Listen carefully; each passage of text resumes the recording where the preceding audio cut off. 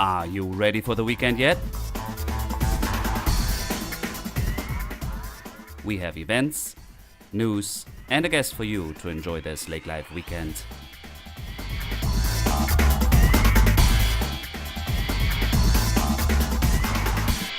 Hey, Lake Life, and welcome to our Lake Life Weekend podcast. My name is Dirk, I'm your host, and we are approaching weekend 22 already. A great season opener this past Memorial Day weekend.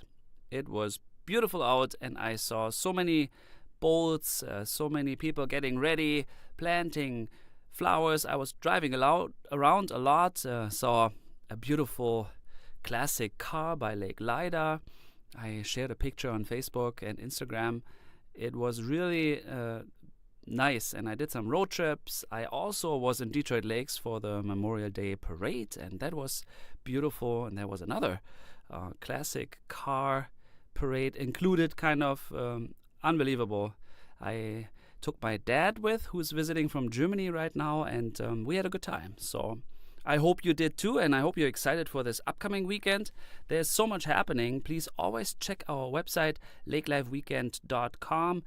All the events in the area are published there, and we have many more stories and road trips, recipes, all kinds of tips and tricks around Lake Life. So please enjoy. Feel free to email us at hello@lakelifeweekend.com with ideas and things to share. And I don't want to keep this any longer. For our interview, we have Dusty Ebertswiller from the Trowbridge Creek Zoo with us with an update and insights about his animal collection. So stay tuned and enjoy this weekend with the Trowbridge Creek Zoo and Dusty Ebertswiller. Thank you for listening.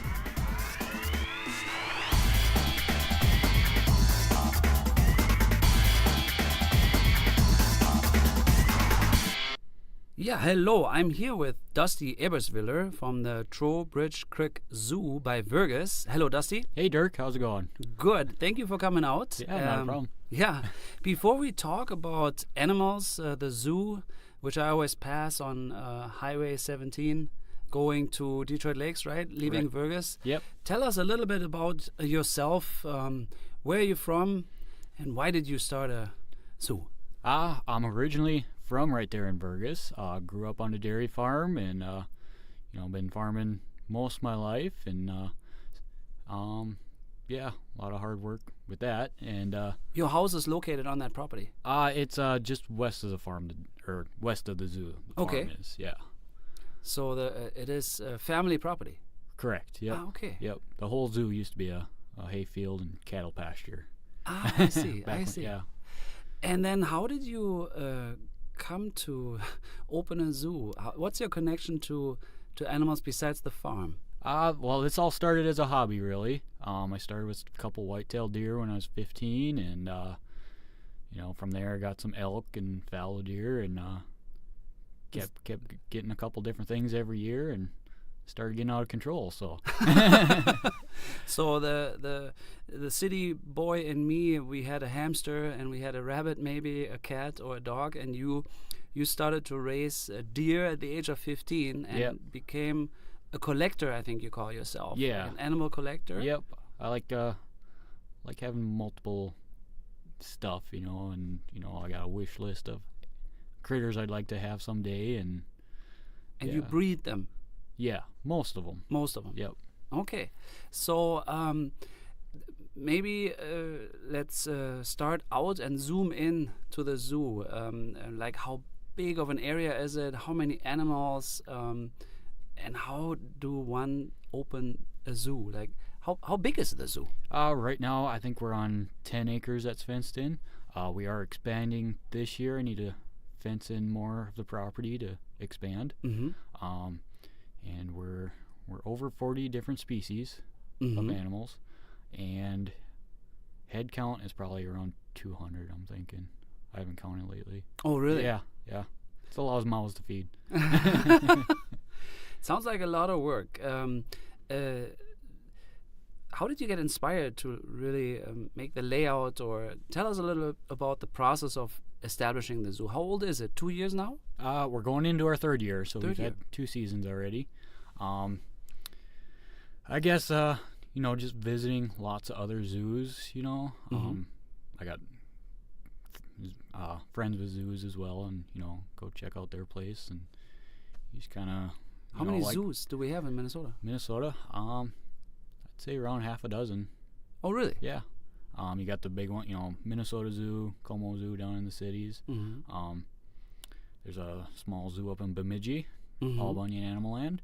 There's a new one, a couple years older than me, in Brainerd, Safari North Wildlife Park. Mm-hmm. Let's see. Sioux Falls has Hemker Park and Zoo. Mm-hmm. And there's a couple other small ones. I think there's a small one in Rochester. And is it like a network? Do you communicate with each other? Yeah, exactly. Exchange animals, trade, buy, sell.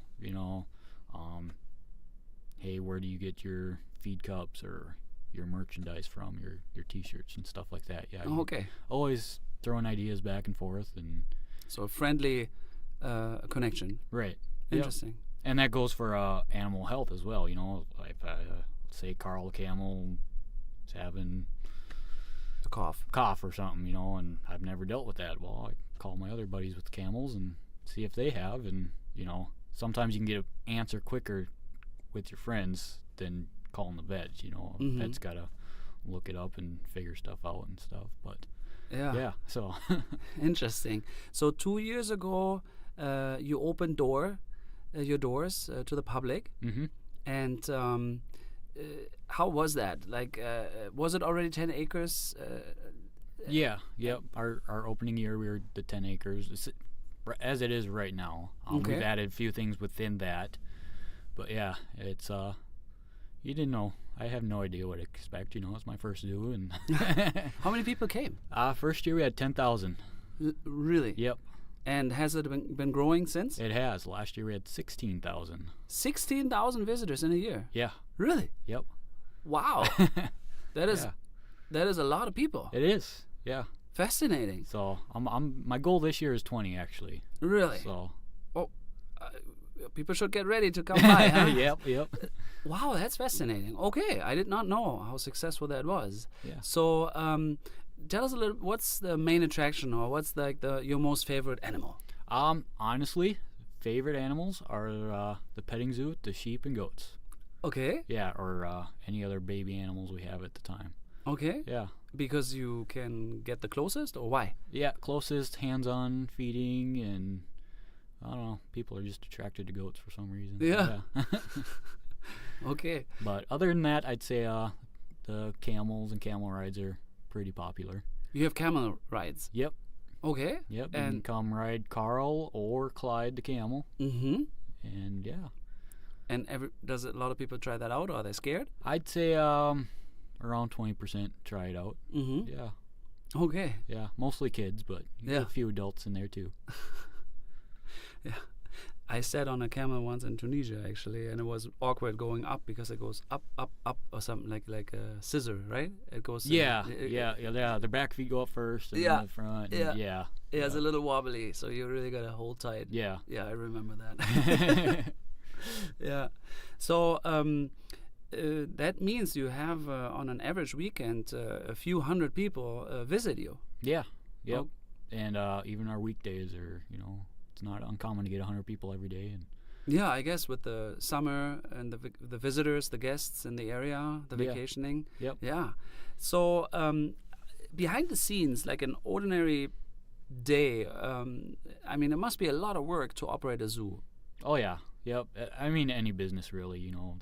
There's more that goes on than what everybody else thinks. In the mornings, we during the season, we start out. We feed the animals that other people, our visitors, can't feed, like porcupines and wolves and bobcats and stuff like that.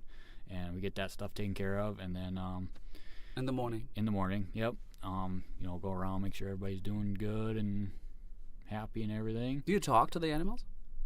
I do. Sometimes it's good. Sometimes it's bad. Okay. Like if they're misbehaving, you gotta yell at them. Like right now, the camels are just rubbing on the fence and kind of destroying their pen. Oh, really? Yeah. but they'll get over it. And They're in yeah. puberty. Right. Yeah, they're both teenagers, so Oh, really? yeah, Yeah? so that might be it. Yeah. Interesting. The age is a factor, yeah? Yeah. On the behavior. Yeah. Yeah, I just threw that out there. I thought that was funny. But yeah. Yeah.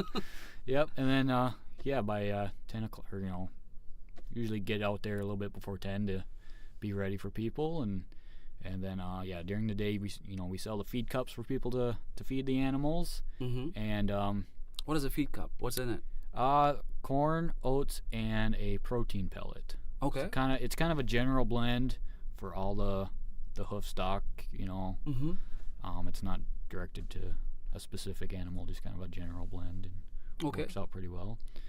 And we do the camel rides when needed, and yeah. And then how the pasture they're called, the pens? Yep. Yeah. So they live in there for all the summer, and the winter they're in a different. You build a shed, I think, or they're Yep, we got a sheltered? couple heated barns that the warmer weathered animals Yeah. go in and stuff. Yeah. And do you go in all the pens with the animals? Um.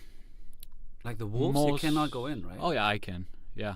Yeah, we hand raise the wolves, and Oh, yeah, I go in there all the time. oh, so they are friendly? Yeah. Interesting. Yeah, they're big dogs, disobedient, but yeah. Oh yeah, okay. Yeah. I would have been scared. And you also have some little crocodiles or something. Or alligators. Yep. But can you go in there? I go in there. Do they snap? I'll try. If they're hungry, they'll walk towards you and Really? look for food. But Oh, they cannot harm you. They're too small. they're not going to eat me alive. They might try and bite me, but I know how. You just keep your eye on them, and yeah. Interesting. Okay. And what would be the most exotic animal? Most exotic? It's something new to the zoo this year. We got a herd of paired David deer. Uh-huh. Uh-huh. I don't know what that is. They're extinct in the wild, and like we've talked before, a collection of animals. This is why this species has survived throughout the years right now. So the story with paired David deer is in the 1860s, there was a French missionary named Père is French for father, so Father David, and that's how they got the name. But he was doing missionary work in China, Mm-hmm. and he came across a Chinese emperor's private hunting preserve, Mm-hmm. and I'm assuming it was brick walls and stuff like the Great Wall of China, something like that. Mm-hmm. And they had thought to be extinct at that point. So this Father David came across this private herd of these deer, which the Chinese call milieu, Mm-hmm. and he saw them, and he's like, okay, we gotta do something about this, So he talked the emperor into letting them take 5 of the deer to Europe for displaying and breeding and whatnot, and it's a good thing he did, because shortly after there was a huge flood in China and wiped out the emperor's entire herd. Really? Yep. Oh no. So all the paired David deer in the world today originated from them 5. Oh, fascinating. Yep. And how many were they able to raise up again? Is there a count? Is it like 30,000 worldwide? I know. I'd say there's probably more in the U.S. than anywhere else in the world. I know in China they made another wildlife sanctuary, Mm-hmm. and they had around 1,000 in there, Mm-hmm. and some have escaped and gotten back into the wild, Mm-hmm. but the local farmers just consider them a nuisance, really. Do they look different than a deer? Like, is it Yeah, a they're red? What's the they're actually like a pretty bronze color. Uh-huh. I really like them. And they're bigger than like our whitetails. They're more like the size of an elk. Uh-huh. And their tines point backwards. Uh-huh. So every other deer species, the tines point forwards. Forwards, yeah. But these, they go, like the brow tines, they go straight back. Ah. And their season is a little bit different as well. They start having babies in April, whereas like our deer and elk are May, June. Yeah. So it's a little off. And antler growth, they drop their hard antler in December, start growing right away. And just right now, this past week, they're starting to shed their velvet. They're fully grown and Mm. So yeah. So everything is a little bit different. Yep. But they are the deer family. Yep. Which is DNA. cervids. Yeah. Okay. That's the okay. deer family. Yeah. So that's new. And where? And there's herds in the United States. You said. Yep. There's a lot of them down south. I mean, down south, there's a lot of exotics all over, really. But, In the wild too, or just in preserves?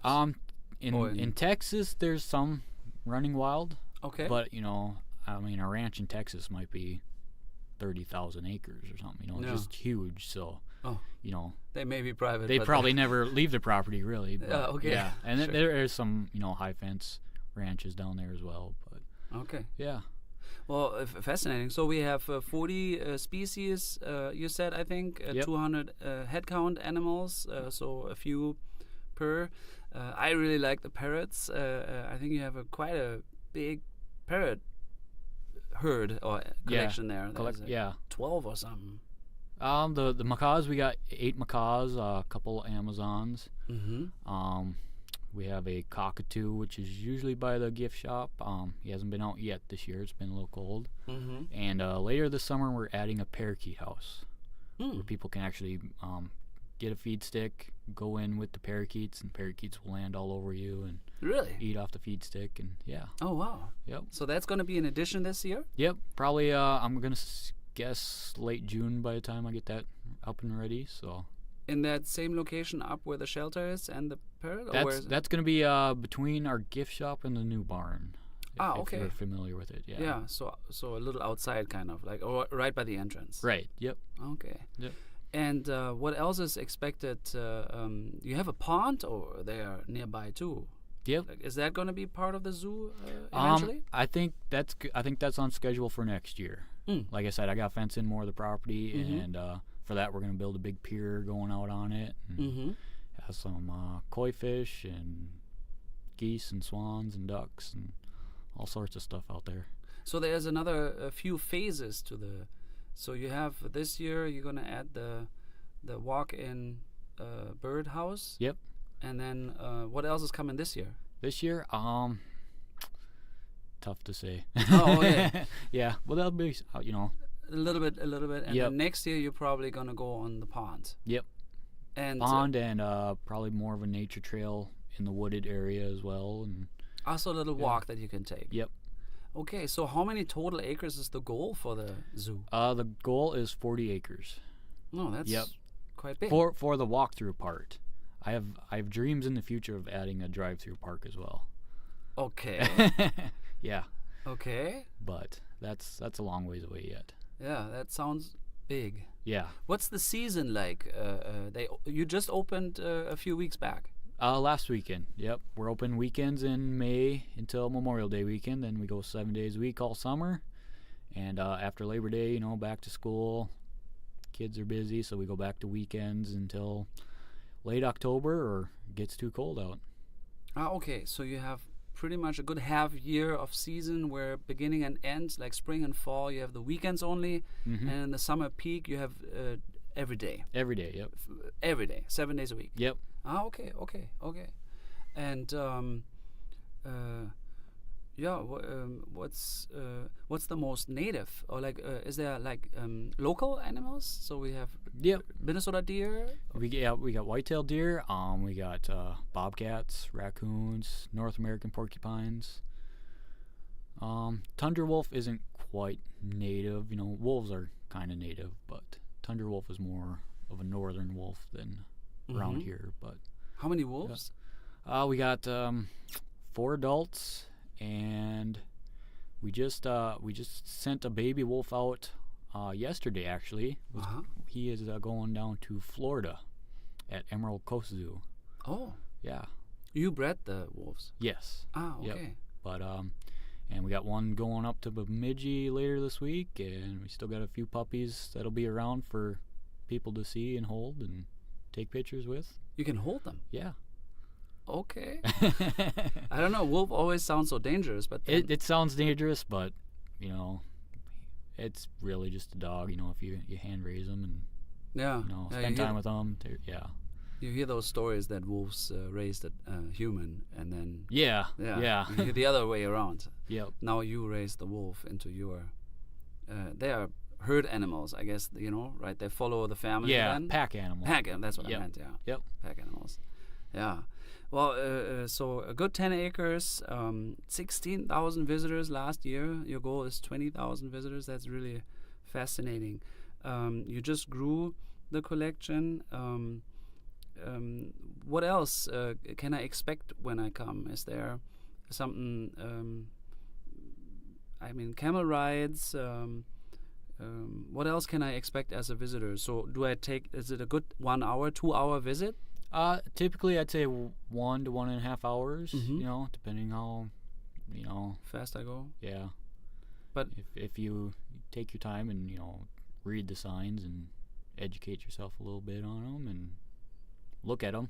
Yeah. Yeah. You get some people now and then they just speed walk right through, and Yeah. I don't. But I can expect, especially with kids, a good 1.5 hours. Yep. I mean, they. Yep. I mean, we got a playground, picnic shelter. A lot of people bring a lunch and. have Okay, lunch so out I there. can spend a good afternoon there, and Yep. and I have a little picnic area. Okay, yeah, right, and a little playground. I can see it now. What is your feedback from the visitors? It's been a lot of good feedback. Really not much negative. They enjoy it. Yeah. Is there any environmental concerns, or not environmental, but are they all healthy? The animals? Do you think? Yeah. I mean, when you get that many, there's gonna be, somebody's gonna get a rash or something, or, scratch. Yeah. or something, Okay, I get a rash too. But do you think they are mentally okay? Yeah. I mean, we got we do enrichment stuff with them as well. Explain that.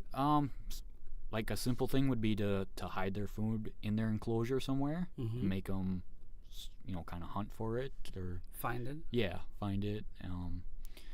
Like our lemurs, we can do like a puzzle box with a treat inside of it, and Mhm. they gotta figure out this puzzle to get their treat, and Oh yeah. Okay. So some mind practice. Or- yeah, Really. Yep.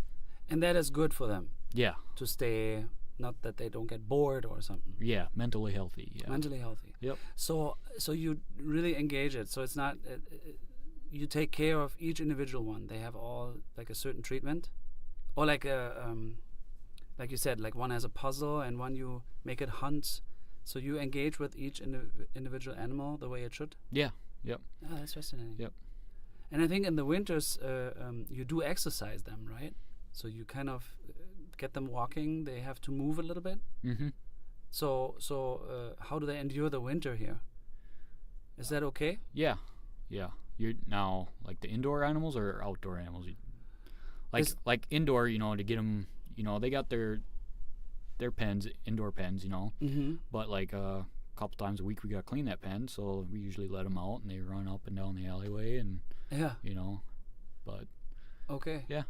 Yeah, it's a lot of work to keep that clean. Like, do you go in? Do you have to go in each pen and clean it? Yeah. Yeah, it's a Yeah. lot of work. Did you know what you were getting into? I kind of did. I mean, it is more work than I thought it'd be, but Is your family backing you up? They help? yep. My wife helps mow and take care of the flowers, and actually this winter, I had surgery in February, and my wife took over all the feeding and ran the show for a while. Oh, So, wow. yeah. You have children too, don't you? Yeah, I got 6 kids. Oh, can they all help? The older ones help. There's 6. Oldest is 12. Youngest is gonna turn 5 this summer. So Okay. kind of a range there. And yeah, the older ones, they help out in petting zoo and do some feeding, grass trimming. Are they little animal experts already? Oh yeah. Yeah? Yep. Even my 6-year-old, he goes to school and he educates his teachers on animals, really. Oh, really? Yep. So I guess they can all bring their class for a tour. Yep. Yeah. Do you have group tours? Do you have guided tours? We do. We get quite a few school groups in. If they want a guided tour, I can do that. Or if I'm busy, one of my kids can do that. And yeah. So you're available if I have questions and educate myself a little bit more about the displays. Yeah. So yeah, that would be interesting, I suppose, huh, for some people. Yeah. What else would you like to share? Do you have a story, something that happened with like something that, I don't know, a breakout? Did an animal break out and you had to catch it, or? Yeah, breakout. We had a squirrel in our heated barn. He got out of his winter pen and was running wild in the barn and and caused some trouble. Yeah, he chewed into a couple feed bags and made a mess, and yeah, but we got him back. And oh yeah. So you have squirrels. We have it's called a Provost squirrel. Okay. Yeah, it's white, black, and kind of a brown color. Yeah. Native from where? Asia. Oh, it's an Asian animal. Okay. Pretty different looking, yeah. Yeah. And what's the most? What do you enjoy most? Like, which animal talks most to you, or interacts with me? Interacts. Yeah. That would definitely be the camels. They and I especially in the summer doing camel rides, I work with them every day, and they just got a personality, and I'm working with the camel. He's not working for me. I'm working with him. They're probably the most trained out of all the animals. We can tell them to lay down, and Are they kind of like horses then? Are they because horses can be well trained, right? I mean, you can. Yep. Yes and no. I mean, yeah, they're. Are they smarter, you think? I think they're smarter. No offense to horse people, but I think they're smarter. But yeah. What's the culture, or what is the special about a camel? What is it? Like a mule is a carrying pack animal. Yep. And then what does the camel do for a purpose? What are we doing? I think of the Sahara, well, in the Middle East, Africa. They are still kind of a pack animal for the natives there. They going across the desert. And that's how camels actually started in the U.S. I think it was World War One. I think in the southwestern, U.S. The horses and donkeys weren't making it across the desert, so they brought in some camels, and camels could make the trip across the desert. So that's how they first got started. I think they had 70 of them that they shipped in from Africa. Interesting. Yeah. Huh. But but packing, even transporting humans, they've been kind of domesticated for a long time. Isn't there two different ones? One has one of the back things, and one has two. Yep, one hump and two humps. What is the difference? One humps are, like I said, the Middle East, India, Africa. Those are called dromedary. And easiest way to remember that is dromedary starts with a D. D has one hump. Dromedary camels have one hump. Okay? Yeah. And the other kind of camel is called a Bactrian camel. Those are Asian.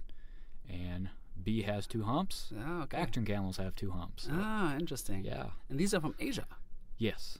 Are they smaller? They're bigger. Oh, they are bigger. Yep. They're big. They're a little bit longer, a little bit taller, heavier. In those humps, isn't there water in those humps, or is it a reserve? Stored fat. Yeah. A lot of people think it's water, but it's. So it's energy, right? Right. It's an energy reserve. Yep. For them. Yep. So yeah, it's like a fuel tank, really. When they gotta go across the desert and have no water for a few days, they break into that fat supply and use that up. Really? Yeah. Yeah. I mean, the humps they aren't going to disappear or anything, but they. It's a resource. Right. Really interesting, isn't it? Yeah. Yeah. What's the most fascinating thing about animals to you? To me? Ooh.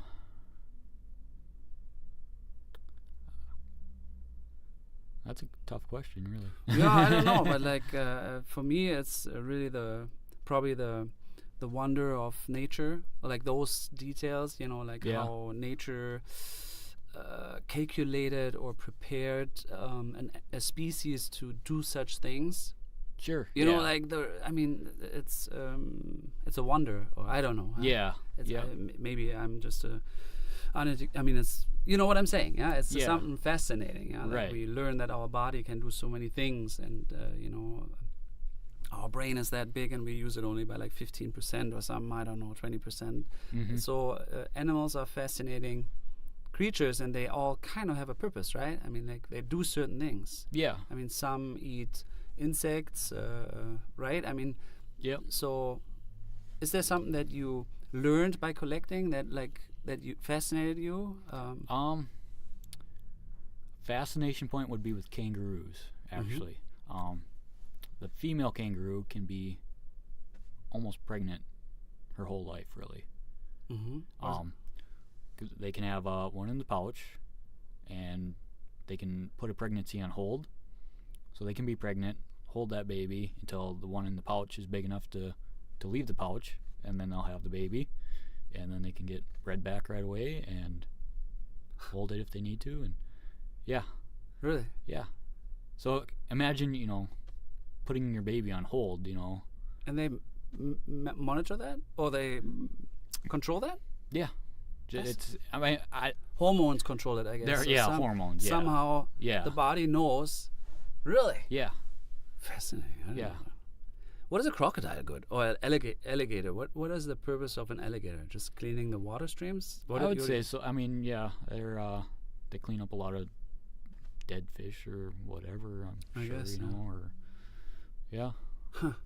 Yeah, the world of wonders, I guess. Yeah. Yeah. One final question, maybe. Growing up in Lakes Country, living in Lakes Country, what is lake life to you? I'd say fishing. Or fishing? Yeah. I don't get out as much as I used to, but So your special connection to Lakes Country and this area obviously is the lake, and then the connection fishing. yeah. Okay. Yep. Yeah. Do you like it to be by yourself calm, or actually the catch? Like everybody connects to a lake differently. Yeah. Some like swimming, some like boating, some like fishing, but I guess fishing could be so what is it? Is it being quiet on a lake, on a boat, or I'd say the anticipation of the catch. okay. Yeah. So the thrill, anticipation. Yep. Okay. And the success. Yeah. Yep. Okay. Yeah, interesting. Good. Well, thank you very much. We heard a lot about your zoo operation, and we're excited to see it grow. I'm really fascinated that you have so many visitors. I'm glad. So I hope we reach some people that have been there and are looking forward to some additions in the future and come back. Yeah, thank you very much for coming out, and have a wonderful weekend. Yeah. Thanks for having me. Yeah, thank you. Yeah, this was already our newest episode of the Lake Life Weekend podcast. We sure hope you enjoyed it. Tune in again next week with another great guest and updates. Always check out our website, lakelifeweekend.com, and if you have some comments, please feel free to email us at hello@lakelifeweekend.com, and you have a wonderful weekend ahead.